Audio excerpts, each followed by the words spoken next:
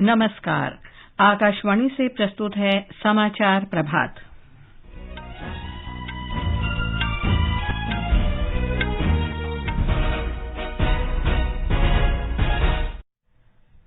गुजरात विधानसभा चुनाव के दूसरे चरण के प्रचार का आज अंतिम दिन। प्रधानमंत्री नरेंद्र मोदी ने हाल में प्रक्षेपित ओशनसैट 3 उपग्रह से ली गई गुजरात की अद्भुत तस्वीरें साझा की। राष्ट्रपति द्रौपदी मुर्मू आज दिव्यांगों के सशक्तिकरण के लिए उत्कृष्ट योगदान करने वालों को राष्ट्रीय पुरस्कार प्रदान करेंगी।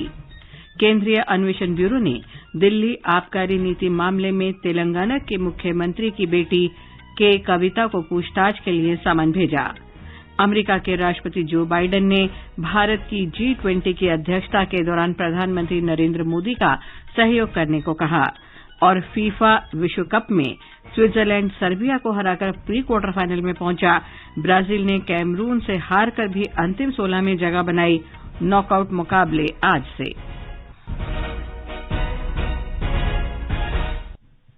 समाचार प्रभात के साथ मैं लवली निगम।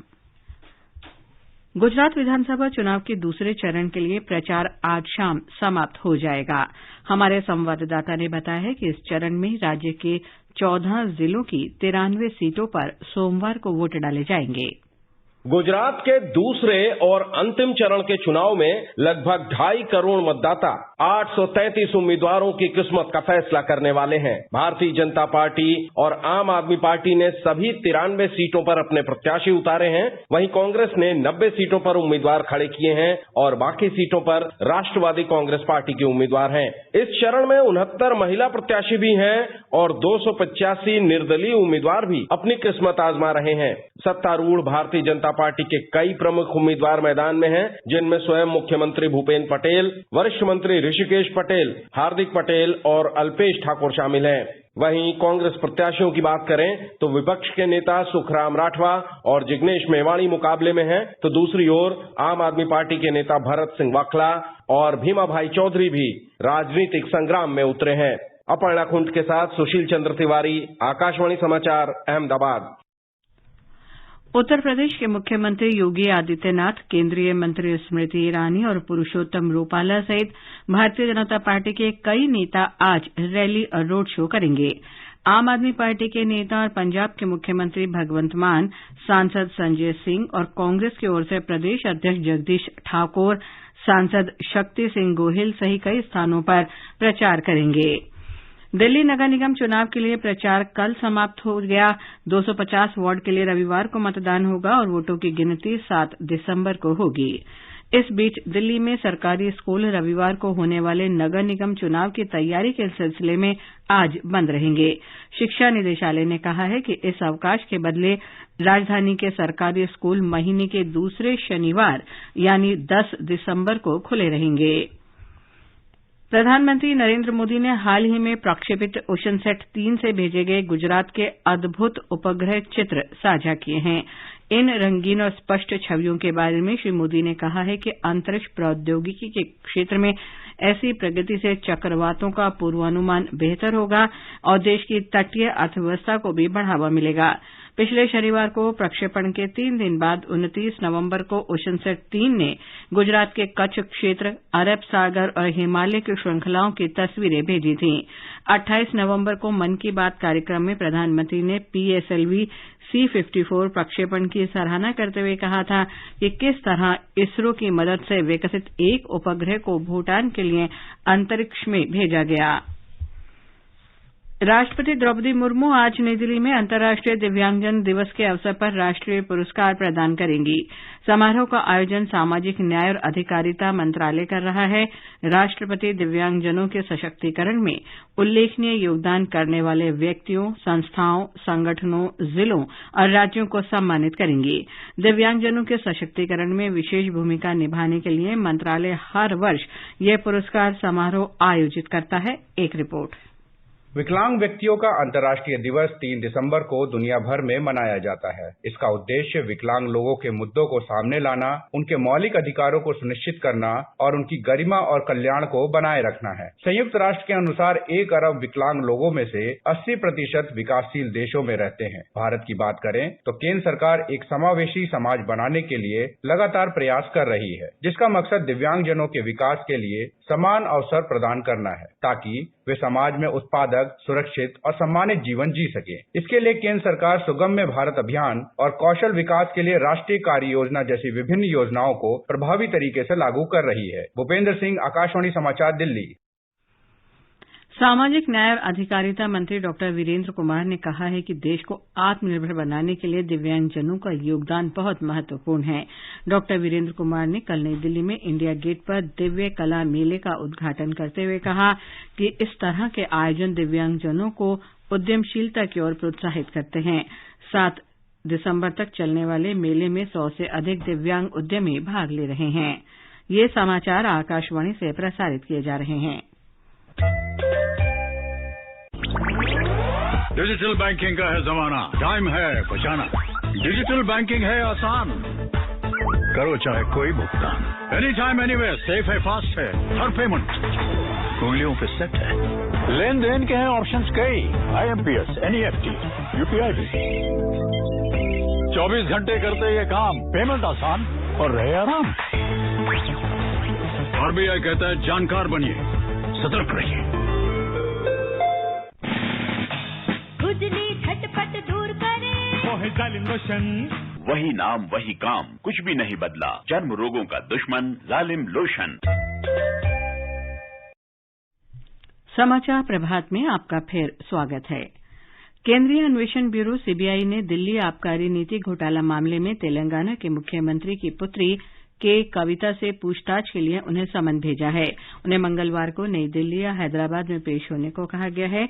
CBI दिल्ली में आबकारी नीति तैयार करने या लागू करने में आम आदमी पार्टी सरकार के कथित अनियमितताओं की जांच कर रही है। तेलंगाना विधान परिषद की सदस्य के कविता साउथ ग्रुप की सदस्य हैं। प्रवर्तन निदेशालय की रिपोर्ट के अनुसार इस मामले में पहले से गिरफ्तार व्यवसायी विजय नायर ने साउथ ग्रुप से आम आदमी पार्टी के लिए 100 करोड़ रुपए की रिश्वत ली थी। आकाशवाणी से आज डॉक्टर राजेंद्र प्रसाद स्मारक व्याख्यान का प्रसारण किया जाएगा। लोकसभा अध्यक्ष ओम बिड़ला ये वार्षिक व्याख्यान देंगे। इसका प्रसारण आकाशवाणी के समूचे नेटवर्क पर रात 9:30 बजे किया जाएगा। श्रोता इसे FM gold, FM rainbow, Akashvani के सभी प्रमुख चैनलों, YouTube चैनल और ट्विटर पर भी सुन सकते हैं। दूरदर्शन समाचार व्याख्यान का प्रसारण आज रात 10:30 बजे करेगा। इस वर्ष का विषय है अमृतकाल में भारतीयता।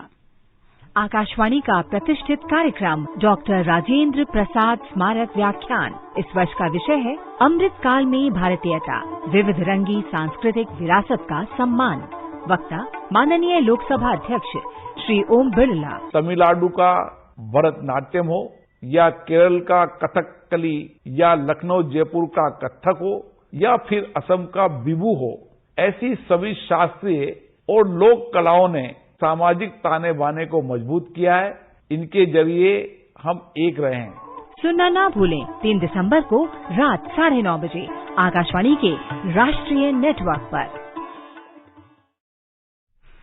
छत्तीसगढ़ विधानसभा ने सर्वसम्मति से सरकारी नौकरियों और शैक्षणिक संस्थानों में दाखिले के लिए राज्य में आरक्षण सीमा 76% तक बढ़ाने संबंधी 2 विधेयक पारित कर दिए हैं। विधानसभा ने आरक्षण सीमा बढ़ाकर अनुसूचित जनजाति के लिए 32%, अनुसूचित जाति के लिए 13%, अन्य पिछड़ा वर्ग के लिए 27% और आर्थिक रूप से कमजोर वर्गों के लिए 4% करने का प्रस्ताव कर दिया। सरकार ने कहा है कि भारतीय रेलवे प्रबंधन सेवा में अगले वर्ष से संघ लोक सेवा आयोग भर्तियां करेगा। इसके लिए 2 स्तरीय परीक्षा होगी। प्रारंभिक जांच परीक्षा के बाद मुख्य लिखित परीक्षा और साक्षात्कार होगा। सभी पात्र उम्मीदवारों को सिविल सेवाओं के प्रारंभिक परीक्षा देनी होगी। अमेरिका के राष्ट्रपति जो बाइडेन ने कहा है कि वो भारत की G20 समूह की अध्यक्षता के दौरान प्रधानमंत्री नरेंद्र मोदी का सहयोग करने के लिए उत्सुक हैं। भारत को अमेरिका का मजबूत भागीदार बताते हुए श्री बाइडेन ने कहा कि जलवायु, ऊर्जा और खाद्य संकट जैसी साझा चुनौतियों से मुकाबला करते हुए दोनों देश सतत और समावेशी विकास की दिशा में आगे बढ़ेंगे। भारत ने 1 दिसंबर को 1 वर्ष के लिए G20 समूह की अध्यक्षता ग्रहण की थी। राष्ट्रीय डोपिंग रोधी एजेंसी नाडा दवाओं में प्रतिबंधित पदार्थों का पता लगाने में एथलीटों की सहायता के लिए एक ऐप विकसित कर रही है। नई दिल्ली में नाडा समावेशन बैठक में नाडा महानिदेशक और मुख्य कार्यकारी अधिकारी रितु सेन ने कहा कि डोपिंग रोधी समावेशी कार्यक्रम विशेष तौर पर दिव्यांग खिलाड़ियों पर केंद्रित है। और अब फीफा फुटबॉल विश्व कप की खबरों के साथ हैं शशांक कुमार।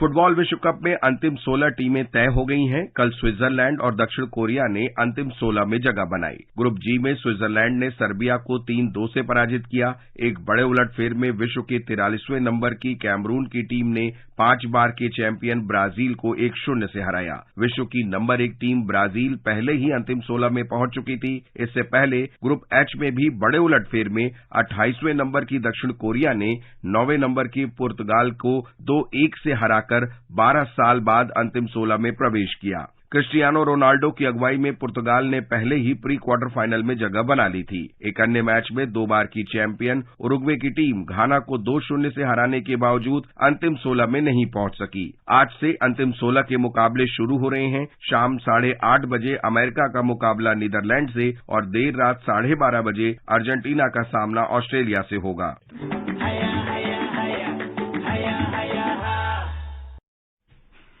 और अब मौसम। दिल्ली और कोलकाता में आसमान साफ रहेगा। मुंबई में बादल छाए रहेंगे। चेन्नई में वर्षा हो सकती है। जम्मू, लेह और मुजफ्फराबाद में आसमान साफ रहेगा। लेह, श्रीनगर और गिलगित में बादल छाए रहेंगे।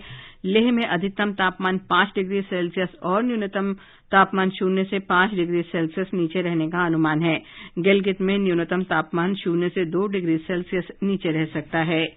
ये समाचार हमारी वेबसाइट newsonair.gov.in/हिंदी पर भी उपलब्ध हैं। और अब समाचार पत्रों की सुर्खियों के साथ हैं निखिल कुमार। धन्यवाद लवलीन। अमेरिका के राष्ट्रपति जो बाइडेन द्वारा भारत को मजबूत सहयोगी बताने को नव भारत टाइम्स ने पहली खबर बनाते हुए लिखा है, अमेरिकी राष्ट्रपति ने कहा कि दोनों देश मिलकर जलवायु, ऊर्जा और खाद्य संकट से जुड़ी साझा चुनौतियों से निपटेंगे। अमर उजाला को लगता है G20 की अध्यक्षता के मायने है कि भारत का बढ़ेगा कद। संयुक्त राष्ट्र सुरक्षा परिषद में अध्यक्ष पद की जिम्मेदारी संभालने के बाद भारत का ये कहना कि G20 में भारत की अध्यक्षता उसके इतिहास की एक महत्वपूर्ण घटना होगी, हिंदुस्तान की पहली खबर है। राष्ट्रीय सहारा की सुर्खी है, यूएन मुख्यालय में गांधी जी की आवक्ष प्रतिमा का होगा अनावरण। राजस्थान पत्रिका ने 7 दिसंबर से शुरू हो रहे संसद के शीतकालीन सत्र को प्रमुखता से देते हुए लिखा है, सरकार की ओर से चुनाव प्रक्रिया में सुधार समेत 16 विधेयक लाने की हो रही है तैयारी। पत्र के अनुसार उठ सकते हैं महंगाई और बेरोजगारी जैसे मुद्दे। दिल्ली नगर निगम के मतदान के लिए चुनाव प्रचार कल शुक्रवार शाम समाप्त होने को दैनिक जागरण ने शीर्षक दिया है, थम गया प्रचार का शोर, अब मतदान पर जोर। नव भारत टाइम्स की खबर ध्यान खींचती है कि एमसीडी चुनाव के चुनिंदा मतदान केंद्रों पर कहीं महिलाएं फ्री में मेहंदी लगवा सकेंगी तो कहीं छोटे बच्चों के लिए क्रेच की सुविधा होगी। उधर गुजरात विधानसभा चुनाव के लिए प्रचार आज शाम थमने को सभी अखबारों ने प्रमुखता से दिया है। नौसेना को मिल रहे आधुनिक हथियार शीर्षक से लोकसत्य ने रक्षा मंत्री के इस बयान को दिया है कि राष्ट्रीय सुरक्षा सरकार की सर्वोच्च प्राथमिकता। परमवीर चक्र विजेताओं के नाम पर अंडमान निकोबार के 21 निर्जन द्वीपों के नाम रखे गए हैं। दैनिक जागरण की खबर है। पत्र आगे लिखता है, स्थानीय प्रशासन से एक हैंड बुक भी प्रकाशित करने को कहा गया है ताकि स्कूली बच्चों को इन वीर सैनिकों की अपनी मातृभूमि के लिए सर्वोच्च बलिदान की जानकारी दी जा सके। हिंदुस्तान ने सफलता शीर्षक से लिखा है, मलेरिया के पूरी तरह खात्मे का टीका तैयार। पत्र के अनुसार अमेरिका के जॉर्ज वाशिंगटन विश्वविद्यालय की टीम ने विकसित किया है ये टीका। और अंत में मुख्य समाचार एक बार फिर।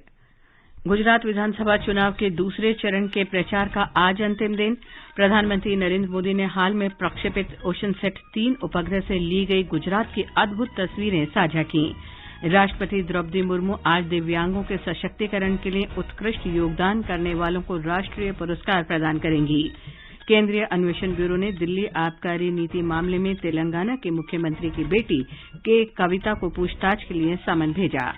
अमेरिका के राष्ट्रपति जो बाइडेन ने भारत की G20 की अध्यक्षता के दौरान प्रधानमंत्री नरेंद्र मोदी का सहयोग करने को कहा। और फीफा विश्व कप में स्विट्जरलैंड सर्बिया को हराकर प्री क्वार्टर फाइनल में पहुंचा। ब्राजील ने कैमरून से हारकर भी अंतिम 16 में जगह बनाई। इसके साथ ही समाचार प्रभात का ये अंक समाप्त हुआ। नमस्कार।